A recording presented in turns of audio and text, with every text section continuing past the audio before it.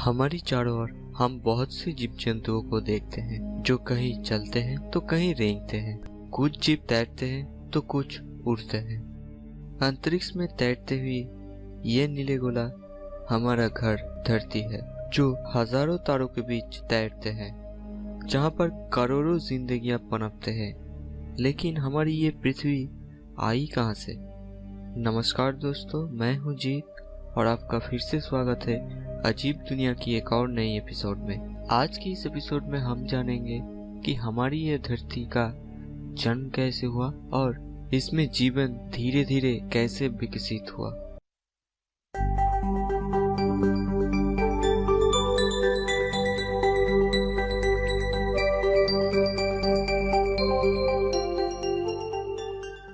आज से करीब 4.5 अरब साल पहले ग्रेविटी के प्रभाव से एक बड़ा घूमता हुआ बादल अंतरिक्ष में सिकुड़ने लगा।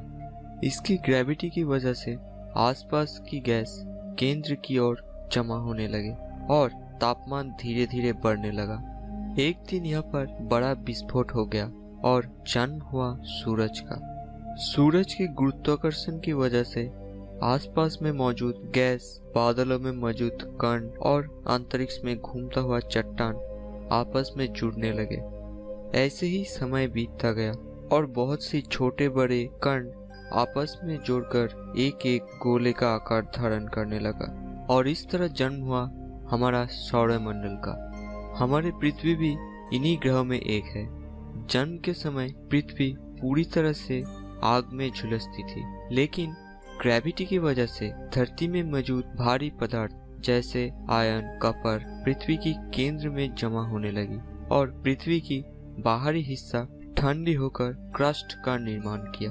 लेकिन इसी समय के दौरान एक दिन एक धूमकेतु पृथ्वी से आकर टकराया और पृथ्वी का कुछ हिस्से अंतरिक्ष में बिखर गया। इस तरह से निर्माण हुआ चांद का। शुरुआती अरबों वर्षों तक हमारी पृथ्वी अशांत थी। लगातार एस्टेरॉयड की टक्करों की वजह से इसकी सतह एक पिघली हुई चट्टानों की तरह दिखाई देने लगी।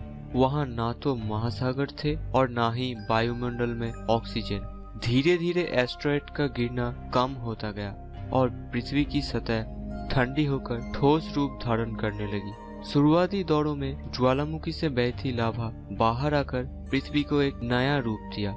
ज्वालामुखी से निकलने वाली वाष्प नाइट्रोजन और कार्बन डाइऑक्साइड मिलकर वायुमंडल का निर्माण किया।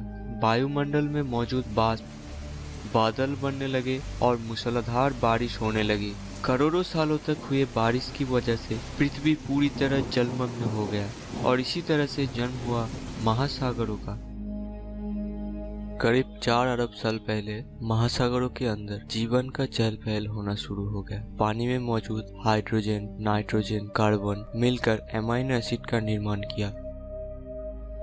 करीब 3500 करोड़ साल पहले ब्लू ग्रीन शैवाल जैसे पौधे पानी के अंदर पनपने लगी।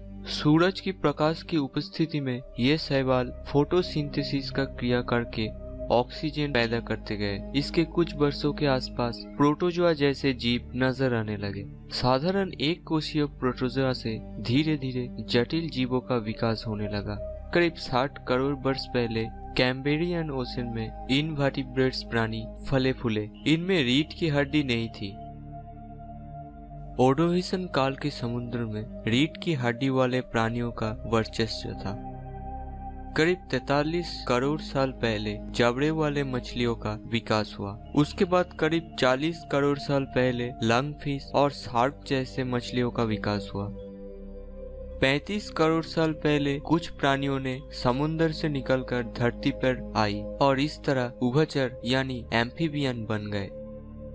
पर्मियन पीरियड में पहले सरीसृप यानी रेप्टिलिया का धरती पर आगमन हुआ। ट्रायसिक युग में प्रारंभिक डायनासोर आकार में छोटे और तेज थे। जुरासिक पीरियड में जमीन पर विशालकाय डायनासोर डिप्लोथेकस और ब्रैकियोसॉरस विचरण करते दिखाई दिए। करीब 14 करोड़ साल पहले 50 फीट पंख वाले टेराडॉन का विकास हुआ। ये उड़ने वाली पहली मांसाहारी प्राणी थी। क्रिटेशियस युग में पाए जाने वाले टी-रेक्स और ट्राइसेराटॉप्स को श्रेष्ठ सरीसृप कहा जाता था, लेकिन क्रीटेशियस युग के अंत में डायनासोर विलुप्त हो गया। हो सकती है किसी विशाल उल्का से पृथ्वी का टक्कर हुआ, जिसकी वजह से जबरदस्त तूफान आया और पृथ्वी का फूड चेन पूरी तरह नष्ट हो गया, और फूड चेन नष्ट होने के कारण डायनासोर भी विलुप्त हो गए।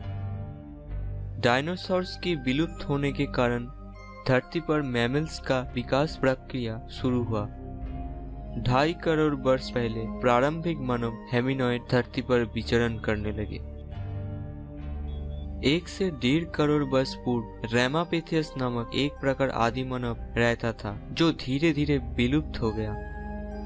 करीब 40 लाख पहले एस्ट्रेलोपेथिकस नामक विलुप्त आदि मानव प्रजाति अफ्रीका में पाई गई थी। अपने हाथों से औजार बनाने वाले इंसान होमो हैबिल्स अफ्रीका में करीब 25 लाख साल पहले रहते थे।